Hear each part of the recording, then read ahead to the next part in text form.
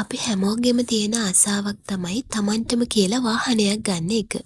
ඉතින් මේ දවස තමයි අපේ ඒ හීනය හැබෑවුණු දවස. අපි බෞද්ධාගමේ හැටියට එදා උදේන්ම පන්සලට ගිහිල්ලා දානේ අරගෙන ගිහිල්ලා ඒ වත්පිළිවෙත් ටික ඉවර කරලා ඊට පස්සේ දවල් කාලයේදී ගියා අපේ වාහනය අරගෙන එන්න. ඉතින් ඒ එන ගමන් එන අතරමඟ අපේ ගෙදර ළඟ තියෙනවා කෝවිලක්. ඉතින් අපිත් අලුතින් වාහනය ගත්ත නිසා අපිට වාහනය අලුත් නිසා පූජා වට්ටියක් අරගෙන ගිහිල්ලා කෝවිලට ගිහිල්ලා ඒ වත්පිළිවෙත් සිද්ධ කරපු ආකාරය තමයි අද බ්ලොග් එකෙන් ඔයාලත් එක්ක බෙදා ගන්නට හිතුවේ.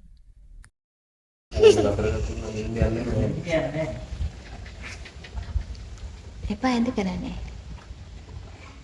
mau kah pada pengen ayo mau kah pada pengen tak kah pada aku dan mau kah pada oh ya walau oh ya sudah pada oh ya wajah pada ini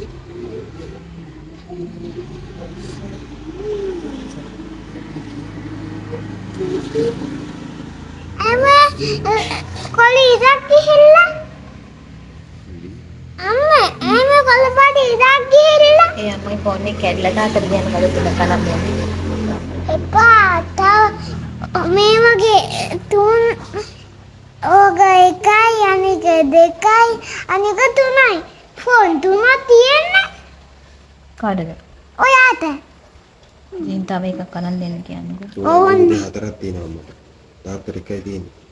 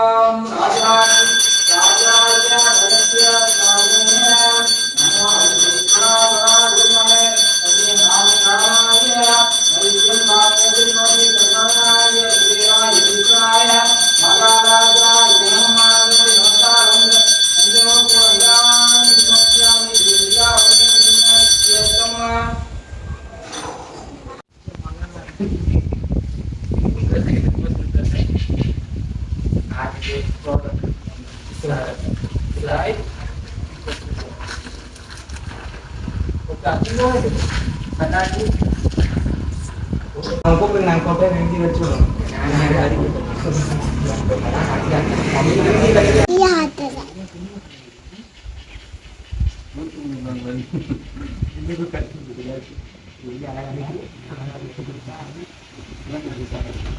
ඉස්සරහට තියන්නයි තද වෙන්න.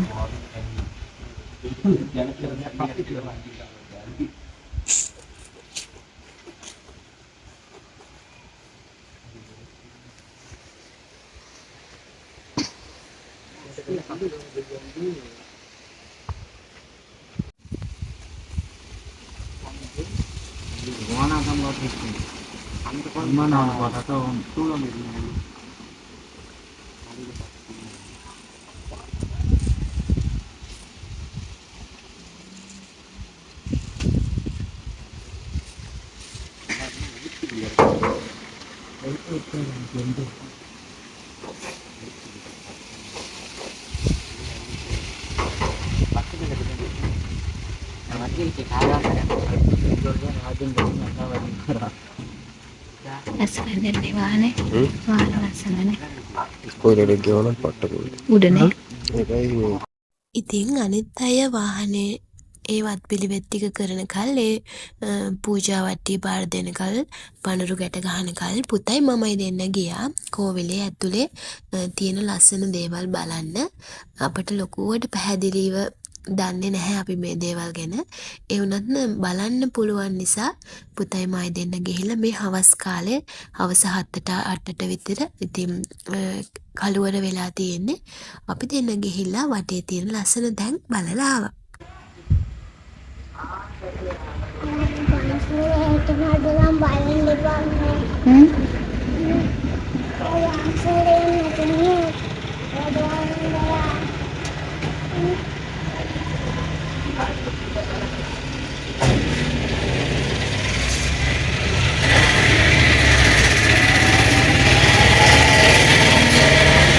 පරිස්සමින් මගේ මැනික මට බයයි ඔවත් එක්ක.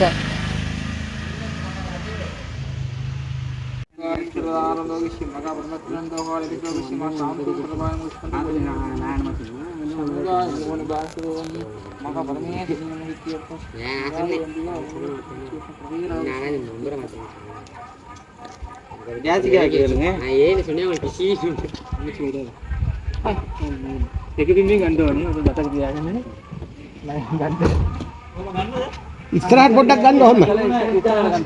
ඉස්සරහට දාන්න පොඩ්ඩක්. ඔන්න ඔය විදිහට තමයි අපේ අලුත් වාහනය අපේ ගෙදරට අරගෙන ආවේ. මුල්ම දවසේ උදේම පන්සලට ගිහිල්ලා හවස කෝවිලට ගිහිල්ලා ඒ වත්පිළිවෙත් ඔක්කොම අවසන් කරලා අපට අලුත් වුණු අපේ වාහනය අපි ආසාවෙන් හිටපු කාර් එක අරගෙන ගෙදර ආව දවස තමයි මේ.